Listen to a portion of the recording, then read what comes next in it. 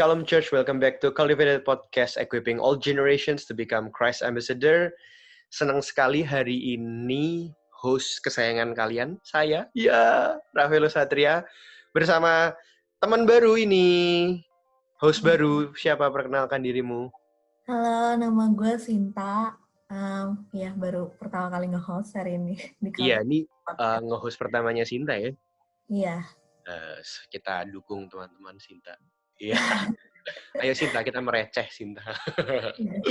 Hari ini gue dan Sinta bakal membahas sesuatu yang berat nggak ya? Enggak lah ya, mudah-mudahan nggak terlalu berat. Kita pengen ngomongin yang namanya progress sanctification. Sanctification itu apa? Nanti kita akan bahas di sini. Cuman basically, kadang-kadang kita suka bertanya-tanya. Kita tuh udah selamat katanya, tapi kok katanya Tuhan menebus dosa, tapi kok masih sering juga jatuh dalam dosa. Nah, nanti kita akan bahas, tapi buat teman-teman yang di YouTube, silahkan cek ke YouTube kita karena kita ada mukanya. Dan hari ini spesial sekali karena kita kedatangan pastor tamu. Wah, sangat-sangat spesial hari ini kedatangan Pastor Ray Kaunang, Ketua GBI 1 Australia, atau kita biasa sebutnya IBCA ya, International Battle Church Australia. Ya, sekarang Pastor Ray ini menggembalai di Philadelphia Church di Sydney ya, Pastor. Yep. Shalom, Pastor. Shalom. Halo, Pastor. Di kabar baik, Pastor, selama COVID gimana? Waktu COVID, kebetulan saya baru pulang dari Europe tanggal 18 Maret. Oh, jadi harus itu ya? Harus isolation. Self isolation ya. 14 hari ya. Jadi pas baru pulang itu. Dan itu juga kita meng-cut perjalanan kita selama harusnya kita di Europe tuh sampai tanggal 1 kalau nggak salah 1 April baru nyampe. Oh. Tapi waktu di Belanda tiba-tiba pemerintah Belanda menutup lockdown. Harus balik cepet-cepet ke Jakarta lagi, lewat Jakarta langsung ke Sydney. Nyampe blek langsung surat ngikutin prosedur, harus self isolation dan 14 hari ya. Claustrophobic juga sih, kan 14 hari kita di rumah cuma lihat istri, balik di situ. Tapi we enjoy lah. Setelah itu baru merdeka, free. Untung boleh pulang ya, Pastor ya. Kalau enggak nanti ada GBI Belanda nanti. Ada GBI Belanda. Karena kita mesti ke Rusia waktu itu, mesti ke Rusia, mesti ke Czech Republic, mesti ke beberapa tempat gitu.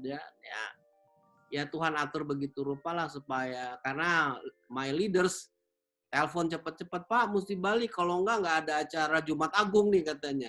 Kami pikir Jumat Agung masih bisa, ternyata nggak bisa juga. I see. Fun.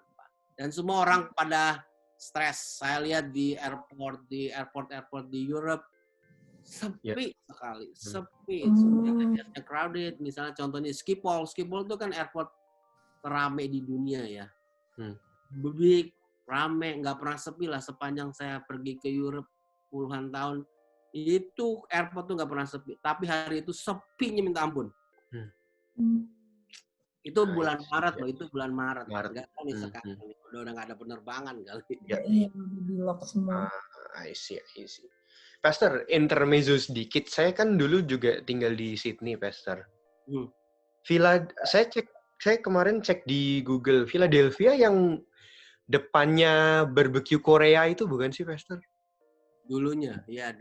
Oh iya. Saya pernah lewat memang, terus saya kayak kok ada gereja di sini. Oh iya berarti saya tahu. Di Chinatown. Iya. Betul. Iya. I see. Karena banyak orang nggak tahu itu GBI. Banyak orang nggak tahu, kan kita nggak pakai tulisan Gereja Battle Indonesia gitu atau IBCA. Kalau nama IBCA itu kan baru, dulu kan GBI ya. Yang banyak orang yang nggak tahu orang ya. Tapi saya justru malah pendeta GBI. Ya. I see. Sydney.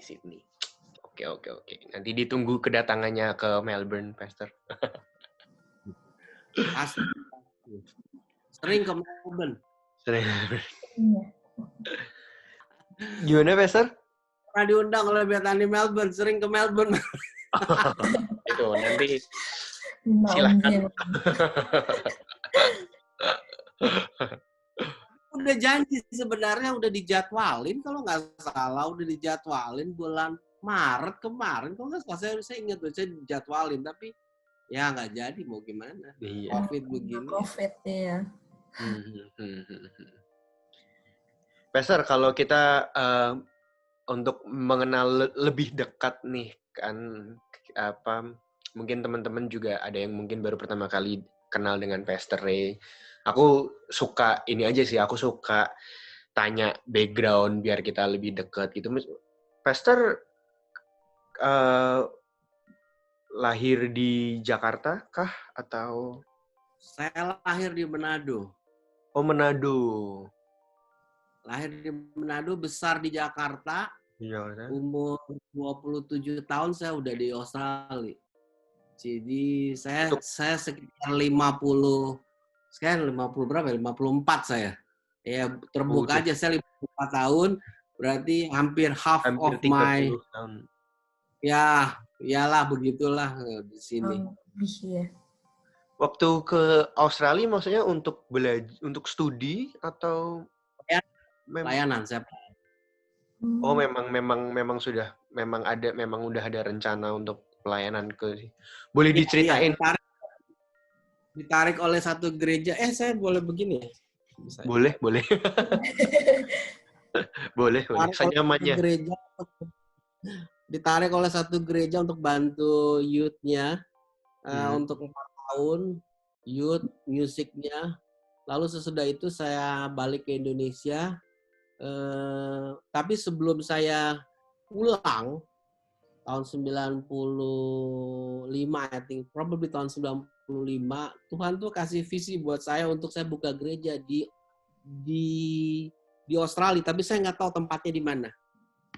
Jadi Tuhan kasih waktu, saya ingat tuh waktu itu lagi pulang kebaktian doa malam, terus tiba-tiba saya seperti dibukakan gitu langit gitu ya. Nah, sebenarnya sih saya nggak tahu, tapi saya lihat aja gitu, Tuhan kasih lihat sama saya ada kumpulan orang, lalu ada mimbar, lalu ada kayak semacam gereja begitu, model gereja. Lalu saya tanya, itu apa itu? Oh, itu gerejanya kamu akan jadi gembala di situ. Oh, oke. Saya bilang, ya, tapi itu tahun 95. 96 saya kembali setelah masa kontrak saya selesai untuk pelayanan. Lalu saya nggak tahu bagaimana kejadiannya. Tetapi this is the way how God's call us ya. Itu sebabnya makanya kalau di dalam kegiatan bergereja, kan saya juga ngajar juga di sekolah-sekolah Alkitab. Saya selalu bilang, untuk jadi pendeta itu, jadi gembala itu, satu hal yang penting bukan hanya panggilan, tetapi you harus punya vision dari Tuhan. Karena visi dari Tuhan itulah yang akan mensustainnya kita gitu. Kita ngerti kenapa kita ada dalam satu tempat gitu. Ya. Kalau untuk dipanggil aja sih mah orang banyak ya, tetapi untuk kita bisa establish, untuk kita bisa berkelanjutan, fruitful gitu ya, kita harus punya visi. Nah, dari visi itulah saya ketemu dengan istri saya di Indonesia tahun 96.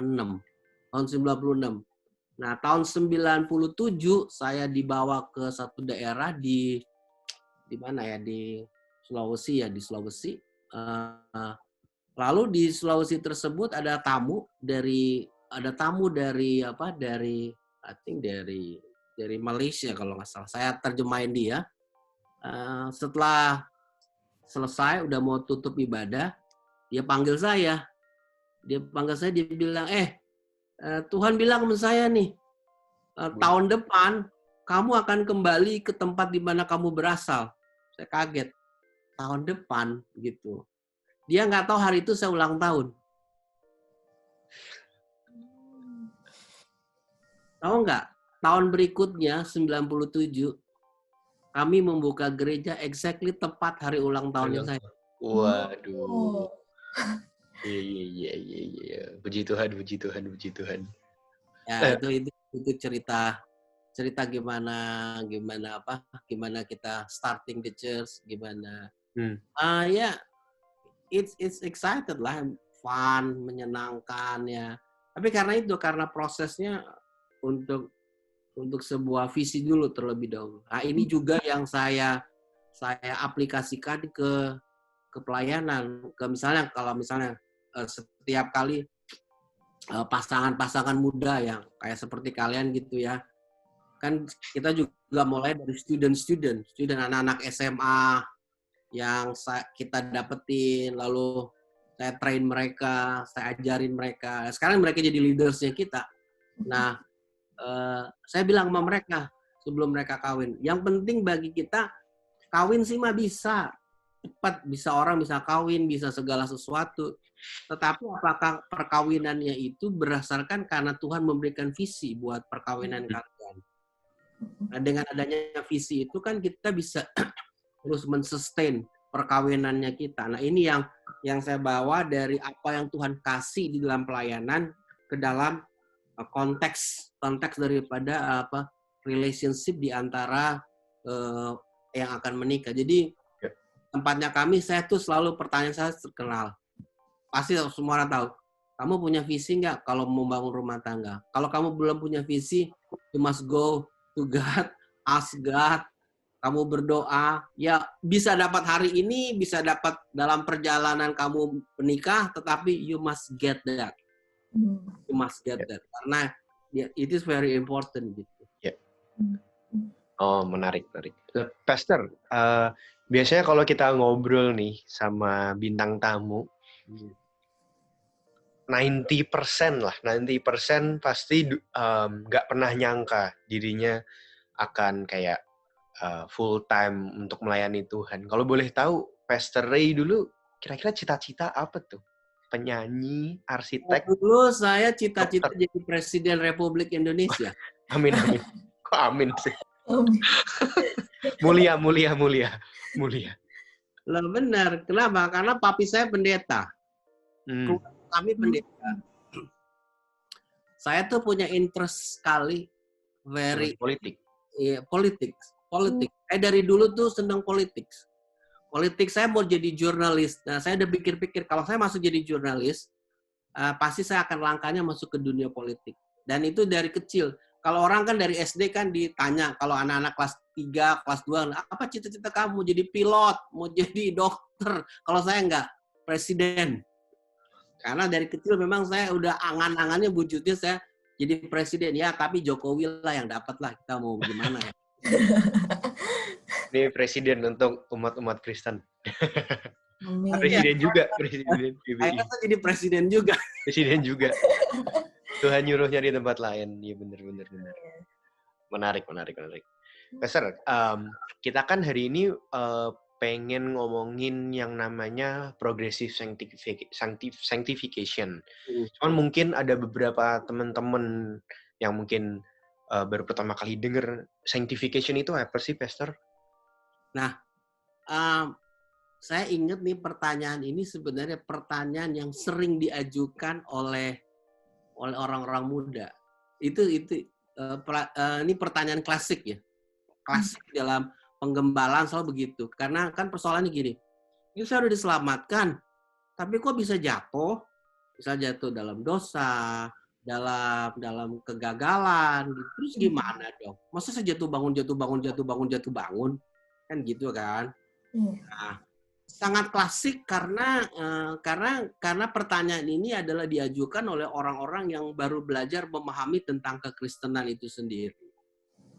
Kekristenan yang sangat muda gitu. Dan saya juga cukup bosan juga untuk menjawab pertanyaan ini karena selalu muncul. Nah, sederhananya ya memang gini. Sanctification kan itu artinya pengudusan ya, pengudusan. Nah, kata Indonesia itu ada dibagi dua sebenarnya. kata kudus dan kata suci itu kan kadang-kadang kalau orang bilang tuh suka disambung-sambungin gitu.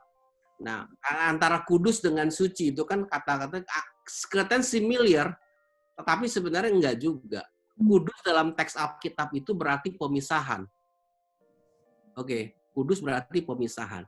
Nah, suci itu berarti pure. Pure. God's it's holy, pure. Tapi kadang-kadang dipakai kata kudus. Nah, kudus itu berarti terpisah, dipisahkan. Makanya kita disebut bangsa yang kudus, bangsa yang diseparate, dipisahkan. Dipisahkan buat apa? Dipisahkan karena Allah membentuk bangsa yang kudus ini, kita umat ciptaannya, umat tebusannya itu untuk dipersiapkan menjadi pengantennya, menjadi gereja yang tanpa cacat dan tanpa cacat dan apalah istilah dalam Alkitab itu. Nah, kalau dibilang progress sanctification berarti kalau kita sudah diselamatkan, berarti kan kita nggak langsung seperti malaikat hidup bener terus enggak.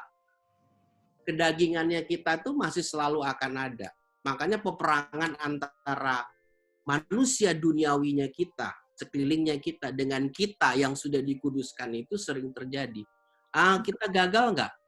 Kita bisa gagal dalam perjalanan kehidupannya kita. Cuma kan Yesus mengatakan gini. Nah, kita harus ingat ya, keselamatan itu kan sifatnya kekal. Keselamatan itu kekal. Tetapi dalam perjalanan keselamatannya kita, ayat Alkitab mengatakan di suratan Filipi bilang bahwa kita tuh harus mengerjakan keselamatannya kita. Oke, mengerjakan keselamatan. Jadi keselamatannya kita itu harus dikerjakan. Ada sesuatu yang dibuat progres, ada berkelanjutan. Nah, dalam progres perkelanjutan kita dalam menjalani kehidupan ini kan kadang-kadang kita kan nggak seperti tadi nggak seperti malaikat tiba-tiba langsung benar kita tadinya pemarah gitu ya, tiba-tiba kita nggak marah sama sekali, itu bohong. Kamu bisa jatuh kali marah gitu, marah yang kudus katanya, tapi secara natural kita juga akan mengalami kesifat kemanusiaannya kita. Makanya progress sanctification itu terjadi. Tetapi tidak berarti keselamatan kita hilang. Keselamatan kita hilang ketika kita ketika kita mereject keselamatan itu yang sudah ada, atau kita mendespise keselamatan itu, atau kita throw out keselamatan itu. Kitanya yang berbuat gitu.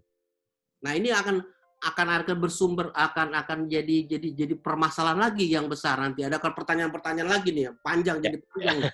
Nah, tetapi kita harus tahu dulu bahwa keselamatan itu kekal, tetapi justification-nya kita, pengudusannya kita adalah sebuah proses yang progresif. Lama hari, tambah hari, ya kita jatuh, naik lagi.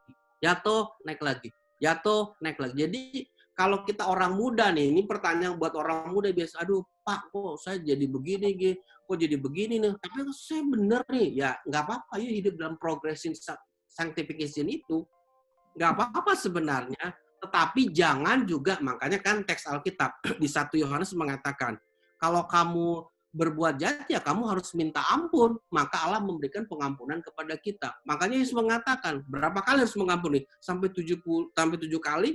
Petrus bilang enggak, sampai 70 kali, 7 kali. Artinya pengampunan itu selalu Tuhan berikan kepada kita.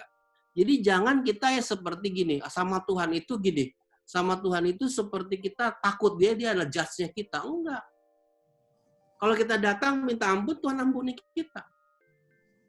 Buat lagi, Tuhan ampuni kita. Buat lagi, Tuhan ampuni kita. Tapi dalam proses kita mengampuni, Roh Kudus mengingatkan kita. Nolongin kita. Nih, you kan masalah, you punya kelemahan di situ. Nih, dia kasih firman sama kita. Ada yang orang yang ngedoainnya kita. Lalu kita mulai di hati kita nih, di hati nuraninya kita. Ada sesuatu yang mengatakan, nih kayaknya gue mesti benar. Nah, gimana cara benarnya? Nah, itulah proyeksinya kepada firman Tuhan. Dan misalnya kumpul di, istilahnya kalian, connect atau apa, whatever.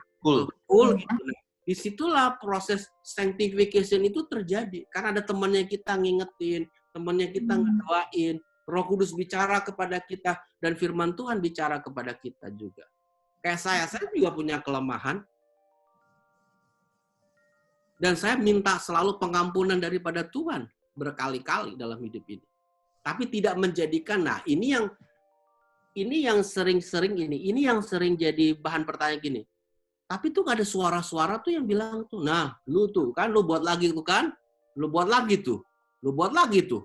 Nah itu suara iblis, suara jahat. Nah itu kan didengerin, karena kita datang kembali kepada katanya, kita datang kepada the throne of God, the grace, throne of grace, kepada tahta kemurahan Allah itu. Ya kita datang lagi, Tuhan saya salah gitu. Makanya itu sebabnya ya, kalau orang dunia mengajarkan dosa itu feel guilty. Makanya ada pengajaran mengatakan, itu gereja itu mengajarkan guiltiness. Gereja ngajarin guiltiness. Enggak, kalau psikologi modern enggak, lu mesti harus bebasin daripada perasaan guilty-mu gitu. Psikologi modern sekarang lu bebasin, you're free, as a human you're free gitu. Tetapi guiltiness itu bagus. Kenapa? Karena itu mengingatkan kita, Roh Kudus ingatin kita, lu salah. Nah, kalau kita diingatin oleh Roh Kudus, nih kita kan ngomong orang Kristen ya. Jadi orang Kristen itu diingatkan oleh Roh Kudus, ya datang kepada tahta kemurahan itu dan minta pengampunan. Nah, saya percaya semakin lama semakin kita mengerti akan hal ini, kita akan paham apa namanya grace of God. Amin. Kita akan ngerti, oh itu grace of God begitu, gitu. Makanya tuh Paulus bilang begini, karena kasih karunia itu aku melakukan hal demikian. Kenapa dia kasih karunia? Karena dia tahu dia dulunya jahat. Penjahat dia, tukang pembunuh dia. Bukan pembunuhannya pembunuh orang Kristen, ya bisa dibayangin aja. Gereja pun dilabrak sama dia. Tetapi dia ngerti, oh grace of God itu menjadikan dia tuh jadi begini. Dia mengalami apa? Kan dikatakan oleh Alkitab tuh. Ini banyak tafsiran ya, banyak tafsiran. Ini saya ngomongnya agak sedikit lebar-lebar, tapi nanti balik lagi. Nah, Paulus bilang begini, dia memiliki duri dalam daging. Nah, banyak tafsiran mengatakan tuh duri dalam dagingnya dia apa? Saya percaya duri dalam dagingnya dia itu adalah kelemahannya dia.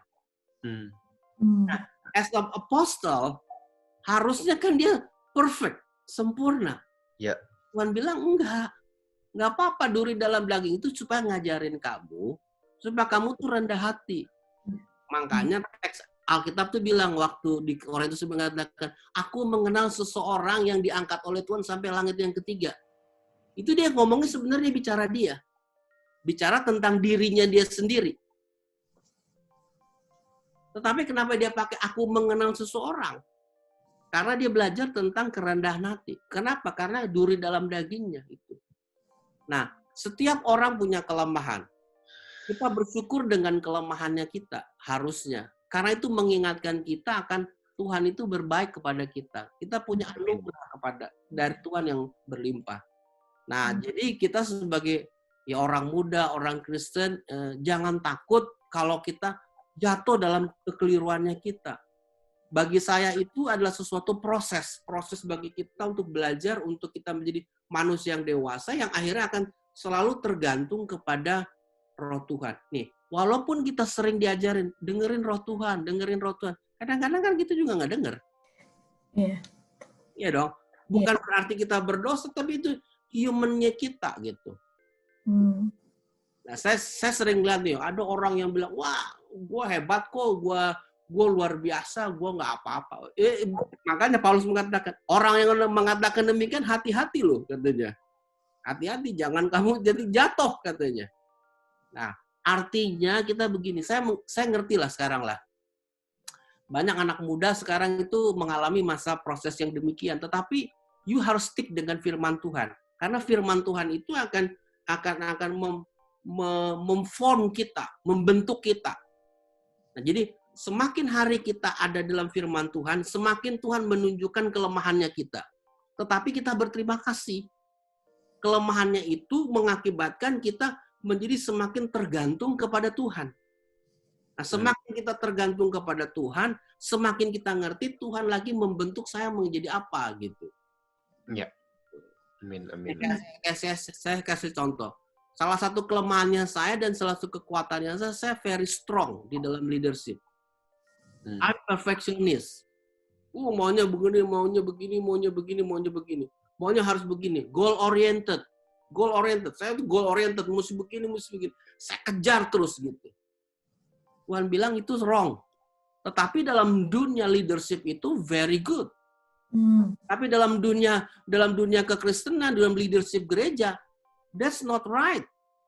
Karena kita ini semua tergantung kepada Tuhan.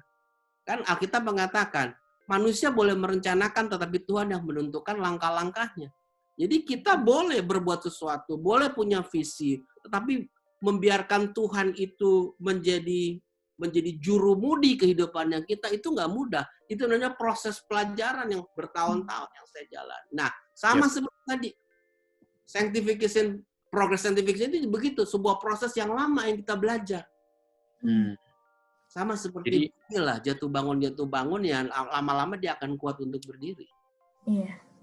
Jadi ya namanya progress ya berarti sampai sebelum kita mati ya, Pastor ya. Maksudnya belajar tuh sampai bahkan pas tua pun kita tetap akan terus belajar, tetap harus meminta ampun ke Tuhan, tetap harus repent. Bener nggak, Pastor? Iya, benar.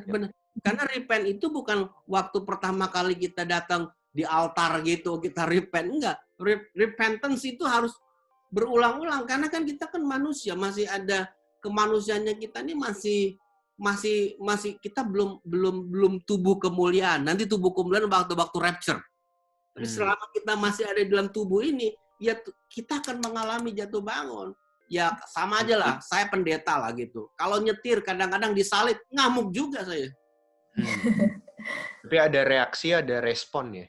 Oh iya, ya jelas. Tapi lama-kelamaan kan saya pikir, ya ngapain juga gue ngamuk, ya udahlah kasih aja lah gitu. Waktu kita muda, enggak begitu ceritanya. Iya. Pastor, aku mau nanya tadi menarik, apalagi kita sempat bahas school, bahas suatu komunitas. Kalau kita misalnya pakai point of view orang yang barusan bertobat, dalam tanda kutip barusan Kristen, terus dia jatuh lagi. Terus kan tadi kan Pastor bilang harus minta ampun ke Tuhan dan Tuhan akan memberi. Tapi maksud saya gimana ya? Dalam tanda kutip ya, Tuhan secara fisik kan tidak kelihatan gitu. Maksud saya adalah kayak I've seen so many friends of mine gitu yang dulu gereja bareng gitu, dan jangankan kita ngomong 10 tahun kemudian ya, berarti ini saya ninggalin jadi curhat nih. Saya ninggalin Sydney itu mungkin 3 tahun lalu lah, dan it's pretty sad that I know some of my friends, maksudnya mungkin sekarang udah nggak bergereja lagi. Maksud saya gini, jadi peran komunitas itu sepenting itu ya, Pastor? Atau kayak you wanna add any comments on it? Atau gimana dengan orang-orang yang maksudnya tuh berbuat dosa, terus misalnya minggu depannya mau ke gereja tuh takut gitu, Pastor? Ya kalau misal konteks komunitas ya, saya jawab dulu ya yang pertama. Konteks komunitas itu sangat penting dalam pertumbuhan ya, sangat penting. Itu sebabnya gini, kalau orang baru pertama kali jadi orang Kristen, ya namanya baby, dia harus punya supporting community yang nolongin dia. Dan dia juga nggak tahu banyak. Makanya saya itu sering mengajarkan gini, kalau you baru pertama kali hadir dalam sebuah gereja dan baru kali bertobat, berkenal Yesus baru awal gitu, ini. Harusnya masuk ke komunitas cool atau whatever you call it gitu, cell group di tempat kami namanya C23, itu harus masuk ke situ. Di situ kita bertumbuh. Lalu ngikutin beberapa bagian-bagian dalam biasa kan di gereja tuh ada tuh bagian pemuritan, kelas-kelas pemuritan, belajar begitu. Nah, di dalam kelompok ini kita bisa melihat sebenarnya di cell group itu kita bisa melihat the real Christianity itu di situ. Bukan di gereja ya sebenarnya. the real Christian. Orang bergulat dengan permasalahannya, addiction-nya, permasalahan dengan masa lalunya, identity hidupnya, permasalahan dengan relationship-nya, dengan segala sesuatu yang that's the real one gitu, that's the real things gitu. Nah, di situ dan nanti di situ dilihat, di situ baru kita bisa menemukan bahwa terjadi pergesekan, pertemuan itu mengakibatkan terjadi pertemuan. Harusnya pertemuan-pertemuan itu mendatangkan keberkatan buat yang hadir di dalamnya. Nah, mengenai orang ini, mengenai orang yang apa? Dia berbuat dosa lalu apa namanya? Lalu saya cut sedikit ya, Pastor. Saya pernah punya temen bilang kayak gini. Orang Bandung waktu itu. Aku sebenarnya pengen pelayanan tapi takut, maksudnya tuh dia sadar dia tuh banyak dosa gitu. Ya karena gini, harusnya dia ngomongnya itu gini kepada leaders yang bagus ya. Aduh, saya ini mau pelayanan tapi saya banyak dosa loh. Kan dosa kita udah diampuni. Loh, kenapa kita harus mengungkit-ungkit dosa lagi? Ya, yang lama sudah diampuni Tuhan. Nah pertanyaan itu kan kalau kita berbuat dosa dan besoknya kita mau masuk gereja, kita nggak mau masuk gereja. Enggak, justru kita harus bilang, yuk harus masuk gereja. Di tempat gereja itulah engkau dibenerin gitu. Dibenerin lagi, dibenerin. Besoknya lagi melakukan dosa, masuk lagi, dibenerin lagi. Nah semakin dia keluar masuk dibenerin, lama-lama dia punya paradigm yang, wow Tuhan itu sebenarnya hebat sama saya. Saya aja yang nggak layak, tapi dia masih buka pintu buat saya. Dan waktu saya masuk di gereja, justru di gereja saya dibenerin gitu. Makin lama hidup saya yang mungkin berantakan jatuh bangun itu sekarang jadi saya kuat gitu. Gereja itu adalah tempat di mana Allah membuka dirinya untuk memberikan ini loh, firman buat kamu. Lakukan saja gitu. Nah, jadi kalau banyak orang yang bilang, oh nanti dia saya mau melayani tapi saya banyak dosa, ya sebenarnya ya di konseling aja lagi, dikasih tahu itu mah. Itu pikiran yang gak bener. Yesus sudah mengampuni dosa kita. Why we have to apa? Bilang-bilang lagi, kalau udah begitu. Jadi sebenarnya itu masalah mindset orang ya. Karena kan tadi pastornya kalau nggak salah bilang kalau misalnya guiltiness tuh sebenarnya sesuatu yang bagus juga buat kita. Apalagi kalau kita melakukan dosa gitu, itu help kita buat repent kan. Tapi kan banyak orang yang malah merasa guilty-nya itu malah menyalahkan diri sendiri, jadi malu gitu. Jadi makin merasa nggak layak gitu. Bukan cuma nggak layak pelayanan ya, kadang aku lihat orang-orang ada yang kayak berdoa pun jadi nggak bisa gitu. Karena kayak merasanya kayak jauh banget nih Tuhan sama manusia tuh, kayak Tuhan tuh kayak suci banget, kita manusia tuh kayak bersalah terus. Jadi dia kayak terus nyalahin diri sendiri gitu. Itu roh jahat bukan sih, Pastor? Iya. Kalau saya rasa ya ada unsur roh jahat, ada unsur roh jahatnya, ada unsur juga kemanusiaannya lah. Dua roh jahat dan kemanusiaannya. Makanya perlu dibenerin dia punya mindset-nya, paradigmnya, dia melihat dirinya dia di hadapan Tuhan gitu. Dan apa yang Tuhan perbuat untuk dia, untuk masa sekarang dan masa yang akan datang. Karena kalau masalah pengampunan dosa, Yesus sudah melakukan long time ago gitu. Tapi yang sekarang yang kita deal. Nah ini kita harus memberitahukan mindset-nya orang-orang tersebut untuk nggak boleh berbicara demi masa lalumu udah diampuni kok. Yang masa lalu yang berat-beratnya diampuni, apalagi yang sekarang. Sekarang ini engkau hidup di dalam namanya pengudusan, sanctification. Proses pengudusan itulah yang sedang terjadi dalam kehidupannya kita. Gitu. Iya. Makanya teman-teman dengerin Cultivated Podcast. Ya. Siapa tahu ini menjawab dan membantu. Bercanda. Serius sih sebenarnya, nggak bercanda. Pastor, any comment nggak? Saya tahu kata-kata ini nggak bener, tapi banyak bertebaran di obrolan WhatsApp, di sosial media, tapi any comment untuk statement ini? Oh kan kita udah diselamatkan, jadi bebas berbuat dosa dong. Ya enggak dong. That's the wrong interpretation. That's wrong interpretation. Kalau kita diselamatkan, kita berbuat dosa. Ya enggak. Kan firman Allah mengatakan juga, ya nggak boleh dong. Nggak boleh kita melakukan berbuat dosa. Kita, gini ya, kita tidak hidup di dalam dosa. Teks Alkitab mengatakan demikian. Baca di Yohanes. Kita tidak hidup lagi di dalam dosa. Berarti orang yang hidup di dalam yang tidak hidup dalam dosa itu, makanya suratan Roma mengatakan tidak ada penghukuman bagi mereka. Ya. No condemnation. Romans chapter 8 verse 1 kalau nggak salah. There's no condemnation yang ada di dalam Kristus. Ya, in Christ. In Christ kan. Nah, itu sebabnya orang-orang yang tidak ada penghukuman dalam Kristus harusnya hidupnya di dalam Roh Allah, dipimpin oleh Roh Allah. Jadi setelah kita menjadi orang percaya, mengalami penebusan dosa, kita menjadi manusia free. Free dari apa? Free daripada penghukuman. Penghukuman apa? Penghukuman karena dosa. Gitu. Itu sebabnya free-nya itu bukan berarti free berbuat sesuatu. Iya. Free-nya karena free daripada penghukuman gitu. Tapi sekarang free-nya kita adalah free yang kita pakai untuk, Romans mengatakan you must worship God. Kita harus menyembah kepada Dia gitu.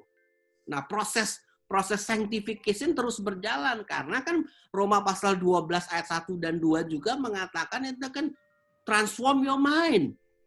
Kok mindnya mesti ditransform? Karena mindnya kita ini masih ada yang lama, rohnya kita roh yang hidup. Tetapi mindnya kita ini selalu ada aja. Tiap hari kita dengerin COVID. Apa kamu nggak stres dengerin COVID? Stres kan? Stres. Sekarang kita ngomong jujur aja. Yang kita dengerin COVID yang mati itu kan, oke ya, kita tidak mendiskreditkan yang mati, yang meninggal kan 250-300 ribu lah yang meninggal seluruh dunia. HIV yang meninggal berapa AIDS? Tahu nggak? Pandemik juga loh. Jutaan. Kenapa kita nggak stres? Karena kita nggak lihat di news kan? Karena kita news. Nah itu makanya mindnya kita itu perlu diperbaharui. Karena mindnya kita ini, waduh setiap hari kan, apalagi dunianya kita, dunia news. Setiap hari dengar news, dengar WhatsApp lah, apalah, bla. Akhirnya mindnya kita ini terlalu banyak yang kita isi, tidak lagi diisi dengan firman Allah. Ini jujur ya, saya juga pendeta juga kesulitan loh. Karena newsnya terlalu banyak. Nah kalau kita nggak dengerin news juga kita ketinggalan, nanti disangka sama jemaat, wah jadul juga nih pendeta gua nih kan gitu kan. Tapi kalau kita kebanyakan news juga susah juga kita. Ke firman Tuhan, sekarang nih saya contohnya. Aduh, saya pikir-pikir, nih gue mau ngapain nih sekarang ya? Khotbah cuma virtual. Oke, saya setiap hari ada di Facebook. Setiap hari loh saya ada di Facebook. Jam 7 sampai jam 8 saya setiap hari di Facebook. Khotbah terus. Hari Sabtu aja nih, lowong nih. Lagi, Senin ada lagi gitu. Nah, jadi apa yang saya lakukan dong? Saya doa dong, saya tanya Tuhan, siapa yang melakukan? Ya kerjanya kamu ya udah belajarin aja tuh firman Tuhan tuh. Boleh lihat news nggak? Coba newsnya dipotong sedikit. I'm junkie news. Ya. Junkies. Karena politik tadi ya. Karena politik tadi kan. Ini problem besar buat saya nih. Itu sebabnya makanya saya untuk mendelete news aja udah susah. Di grup WhatsApp grup saya di handphone ada belasan, puluhan. Aduh mau jawab apa? Antar semuanya tuh hampir sama isinya kan. Inilah sama semuanya tuh. Dan kalau sekarang COVID semua, apalagi kalau kita punya grup dari Indonesia kan, yang mati lah, yang inilah, apalah, inilah. Ada yang hoax juga ya, Pastor? Ada yang hoax juga, ada yang antik-antik. Makanya mindnya kita ini katanya Joyce Meyer tuh, this is our battleground-nya kita sebenarnya nih.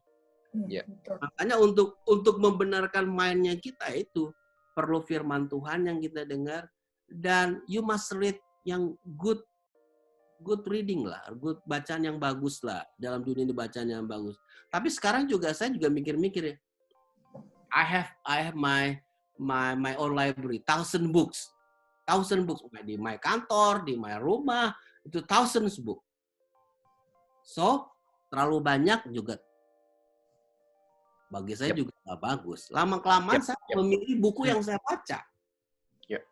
Ini saya kasih contoh nih. Satu kali waktu saya membaca sebuah buku leadership dari Vice Chancellor-nya Southern California University. Nah, dia bilang begini, bagus dia bilang begini. Kalau kamu baca sesuatu ya, kalau baca koran katanya, kalau baca news, itu jangan baca sampai ke dalam-dalamnya. Baca aja depannya. Karena itu udah mewakili katanya, udah mewakili isi dalamnya katanya. Baca headline-nya aja. Karena saya kan tadi kan saya bilang saya ingin jadi wartawan politik. Jadi kalau koran tuh saya baca dari awal sampai akhir. Bacain tuh semuanya. Benar juga. Kadang-kadang oh iya juga. 15 tahun yang lalu saya ngikutin pola itu. Saya udah nggak baca koran lagi. I'm serious, saya nggak baca koran. Saya kalau baca koran cuma lihat depannya doang. Oh iya. Dulu saya punya langganan news, langganan apa? Saya cuma lihat aja sekarang. Nah, buku saya banyak. Sekarang saya cuma lihatnya buku apa yang bagus ya. Oh ya, cuma ini satu gitu saya lihat. I'm book lovers lah saya. Kalau cium buku tuh seneng banget gitu. Udah itu. Waduh. Kapan-kapan mungkin boleh ngobrol lagi nih, Pastor. Oke. Go ahead, terus lagi. Jadi mainnya kita. Apalagi Sinta? Aku ada pertanyaan nih. Ini sering banget ditanyain dan baru banget pas minggu kemarin di Kuo, banyak banget anak-anak yang berdebat soal ini. Kan ada yang bilang nih, katanya kalau kita kan sekalinya selamat, ya udah pasti selamat gitu. Karena kan keselamatan itu kan sebenarnya berdasarkan God's grace gitu kan, God's grace and mercy. Tapi gimana kalau misalnya kita ada juga orang yang berpikiran kalau kita jatuh terus ke dalam dosa yang sama nih, kita bisa jadi kehilangan keselamatan. Terutama ada yang bilang itu masalah intention. Jadi kayak ada orang yang emang berbuat dosa tapi mungkin nggak sengaja gitu, atau kayak abis itu mereka repent gitu. Tapi ada juga orang yang terus-terusan berbuat dosa karena mereka mikirnya kayak ya udah kita kan udah selamat anyway gitu, kayak yang tadi dibilang Rafaelo yang kayak karena kita udah selamat jadi nggak apa-apa gitu kita berbuat dosa, kan Tuhan udah ampuni kita dari sebelumnya gitu. Jadi kalau kayak gitu itu pernyataan itu menurut Pastor Ray gimana tuh? Iya, jadi ini pertanyaan yang klasik lah, yang sering dulu waktu awal-awal saya merintis gereja ya pertanyaan ini yang sering diajuin. Iya. Anak-anak muda ya. Jadi kita harus belajar gini, keselamatan itu kan prinsipnya kekal. Nah, keselamatan itu kekal. Tetapi ya, GBI mengajarkan keselamatan itu bisa hilang. Tapi begini, tapi begini. Menurut saya, hilangnya itu sebenarnya susah gitu. Hilangnya itu susah, kecuali kita throw it back. Berarti dari awal memang udah nggak menerima, Pastor? Enggak. Kan kita Tuhan masih memberikan kepada kita kan the free will untuk kita melakukan sesuatu. Nah, makanya free will-nya kita waktu kita diselamatkan, menerima keselamatan dalam Kristus Yesus, free will-nya kita tuh yang kita kasih kepada Tuhan. Semuanya kepada Tuhan. Jadi istilahnya tuh sovereignty kehidupannya kita itu ada dalam tangan Tuhan. Nah, dalam perjalanan ini ya itu yang tadi jatuh bangun itu yang progress sanctification terjadi gitu. Nah, kalau kehilangan keselamatan itu karena kita sendiri mau kita throw it back. Kitanya yang mau. Tapi itu susah karena Roh Kudus ada dalam kehidupannya kita sebenarnya. Dan Roh Kudus itu akan ngingetin. Makanya itu tadi itu perasaan bersalah kita berdiri, you mesti repent. Nah, itu Roh Kudus akan ingetin lagi gitu. Jadi kalau pertanyaan itu ditanyakan kepada saya, jawabannya ya begitu. Nah, saya juga udah tanya nih sama bagian teologianya di Indonesia, itu keselamatan menurut GBI itu gimana? Bisa hilang? Iya, bisa. Tetapi menurut saya sangat sulit. sangat sulit karena Roh Kudus kan kita udah lahir baru. Nah, kecuali kamu lahir barunya bohong-bohongan gitu karena mau sama tuh cewek, mau ada dekat ya kita sepertinya kita lahir baru lah gitulah kita karena kita ngejar seseorang lah atau kita masuk gereja karena dia cakep gua karena anak itu alim tuh cewek itu alim gua juga mau ngeliat itu bohong-bohongan ya bisa saja terjadi. Sering kejadian loh, saya sering kejadian saya nemuin di gereja. Dia bilang enggak ada. Tadi makanya saya bilang kayak gitu karena maksud saya juga kayak gitu, Pastor. Kayak mungkin dari awal memang dia seperti kayak bohong-bohongan gitu mungkin atau gimana, Pastor? Ya, mungkin. Bisa. Saya menemukan di pelayanan selama hampir 20 berapa tahun ya jadi gembala di Sydney ini ya banyak yang aneh-aneh gitu dan saya nggak bisa bilang itu tidak ada. Ada. Nah, biasanya ya kalau yang begitu ya ketahuan, cepat sekali ketahuan, tiba-tiba dia hilang. Ya udah, that's it. Berarti dia punya tujuan tersendiri, motivasi tersendiri gitu. Tapi kan sayang, karena keselamatan itu kekal. Ya habis hidup ini kan kita ada hidup lagi. Amin. Hidup itu hidup kekal. Hidup kekal itu kan cuma 2. Bersama dengan Tuhan atau dalam penghukuman, itu aja. Makanya kalau di dalam gereja itu ya, orang kalau di dalam gereja itu harus, saya memakai katanya, dipaksa untuk melayani. Karena kalau kita melayani Tuhan, kita bisa melihat kadar pertumbuhan imannya kita, kadar spiritualnya kita gitu. Nah, gereja tuh harusnya saya sebenarnya pakai senang kata memaksa untuk jemaat semua itu terlibat dalam pelayanan. Karena dengan demikian dia bisa mengkontribusikan sesuatu, parameternya kita kelihatan jadi jelas gitu. Nah, kalau jemaat cuma datang duduk diam, dengar, nyembah, kasih persembahan perpuluhan, go back home, it's good. Tetapi dia nggak tahu parameter pertumbuhan rohaninya dia. Tapi dalam pelayanan kita bisa ngerti parameter pertumbuhan rohaninya kita jelas. Karena kan dalam pelayanan terjadi gesekan. Ya dong, gue nggak suka sama nih orang. Ya nggak apa-apa. Ini orang kok jadi begitu. Wah kan gitu di pelayanan kan semua bukan malaikat. Ya kita ada yang suka, ada yang jutek, ada yang marah-marah, ada yang narsis, ada yang kepengen ini, kepengen itu, dia nggak tahu dia gift-nya di mana. Nah, di situ baru pastoral itu akan membagi mereka ke arah mana. Terjadi dalam gesekan pun, ya nggak apa-apa. Di kalangan pendeta aja terjadi gesekan, masa? Kita mah jujur aja. Betul.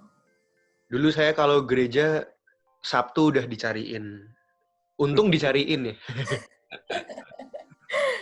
Jadi nggak bisa kabur. Apalagi Sinta? Kalau soal tadi kan di awal-awal ada ngomongin tentang keinginan daging sama suara Roh Kudus nih. Gimana sih, ada nggak mungkin tips atau pengalaman dari Pare sendiri, apalagi dengan progressive sanctification gitu kan? Gimana sih cara kita supaya bisa lebih mendengar suara, kayak mengikuti suara Roh Kudus dibanding keinginan daging kita? Karena keinginan daging kan kuat ya, itu kayak sesuatu yang sulit gitu maksudnya bagi saya sendiri yang kayak misalnya udah lama pun gitu di gereja, tetap itu sesuatu yang kita struggle every day gitu buat gak ngikutin keinginan daging dan memilih antara keinginan daging dan suara Roh Kudus. Itu mungkin Pare ada pengalaman atau gimana? Ada sih. Semakin lama kita di dalam Tuhan, kita tuh sebenarnya semakin bijak, wise. Kata istri saya, harusnya semakin bijak. Nah gini, saya kasih contoh begini. Biasanya anak-anak yang masuk sekolah Alkitab, masuk di sekolah Alkitab, bukan sekolah Alkitab datang seperti kuliah, masuk di dormnya mereka gitu ya. Itu 9 bulan mereka tuh jadi malaikat di sekolah Alkitab itu. Ya dong, karena pagi berdoa, pagi udah belajar Alkitab, sampai malam, bangun lagi, berdoa, bangun lagi, belajar. Mereka suci, kudus, luar biasa. Wow, rasanya deket banget sama Tuhan. Udah tinggal sebentar lagi deket sama Tuhan itu. Itu begitu, kan begitu. Nah, biasanya hati-hatinya itu waktu mereka keluar ke dunia. Saya menemukan banyak anak-anak yang dulunya hebat banget. Wah, saya tanya, "You dari mana?" Saya dari ini, didikan ini. "Lo kok jadi begini hidup lo?" Nah, gitu. Maka saya suka bercanda. Kalau di situ lo jadi malaikat ya, kalau di sini lo jadi iblis. Kenapa? Karena persoalannya gini, persoalannya kita nggak menjadi hidup bijak gitu. Kita nggak boleh jadi manusia rohani yang nerd. Karena di dunia ini temptation itu begitu besar dalam kehidupannya kita. Nah, bagaimana kita bisa menjaga kita yang nggak ada cara lain. Nggak ada cara lain adalah you harus stick dengan firman Tuhan. Ups and down dalam perjalanan iman kita itu pasti akan terjadi. Tetapi jadikan ups and down dalam perjalanan kehidupan rohaninya kita itu suatu kebijaksanaan dalam kehidupannya kita. Menjadi sesuatu yang kita taruh, oh iya nih, kalau gue jadi orang Kristen nih, gue harusnya begini, begitu. Oh iya, benar. Nah kadang-kadang kan dalam perjalanan kita kan hal-hal duniawi itu masih dong. Kita masih makan McDonald, makan burger, minum kopi yang diturek, kita masih bisa gitu. Masih bisa kita mengalami yang demikian, tetapi yang kita harus tahu, kita ini manusia rohani. Manusia rohani. Yang lagi ada di casingnya kita ini nih. Manusia rohani.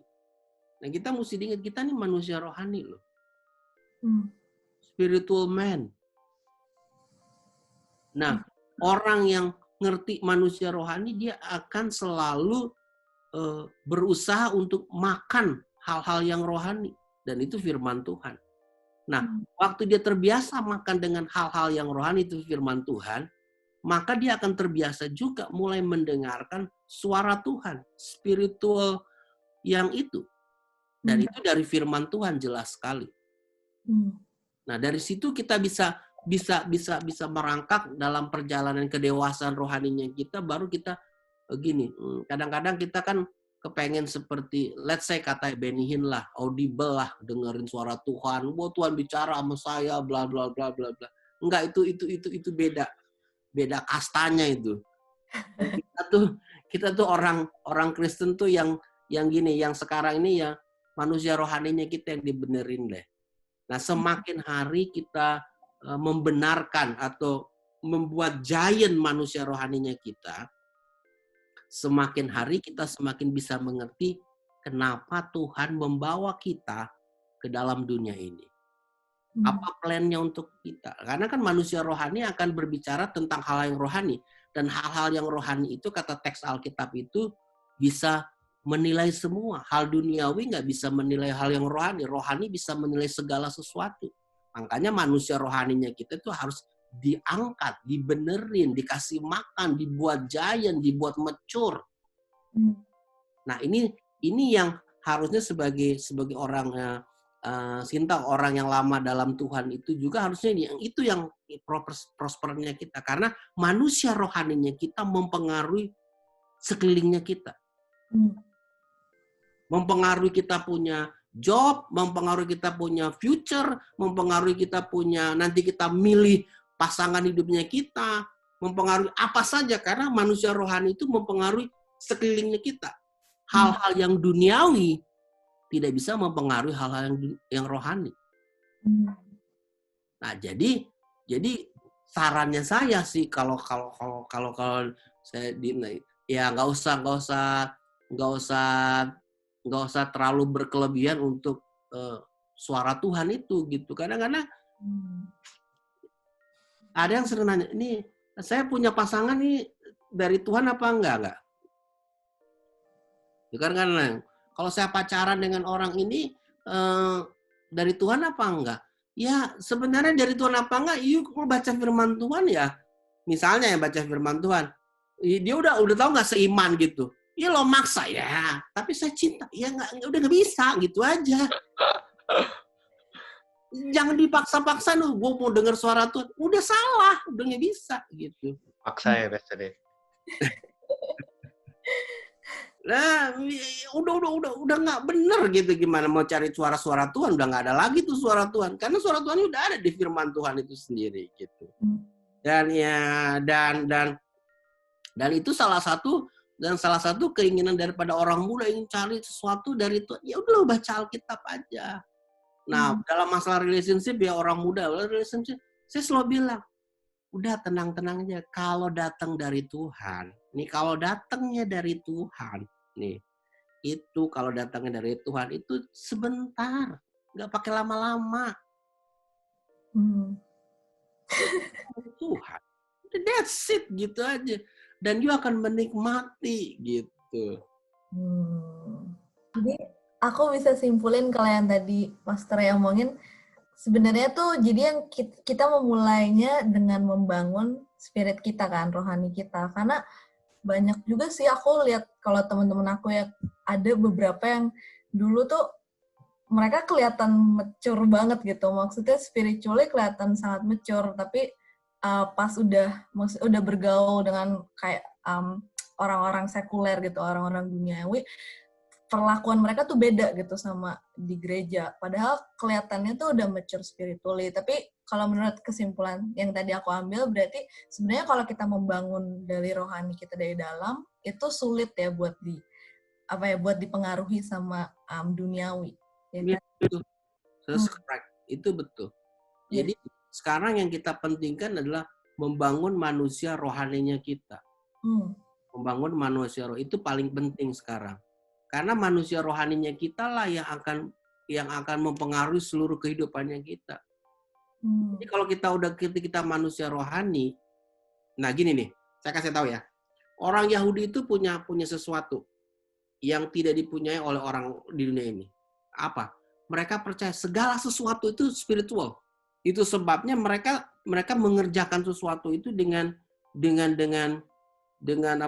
penuh kesungguhan, karena itu spiritual bagi mereka.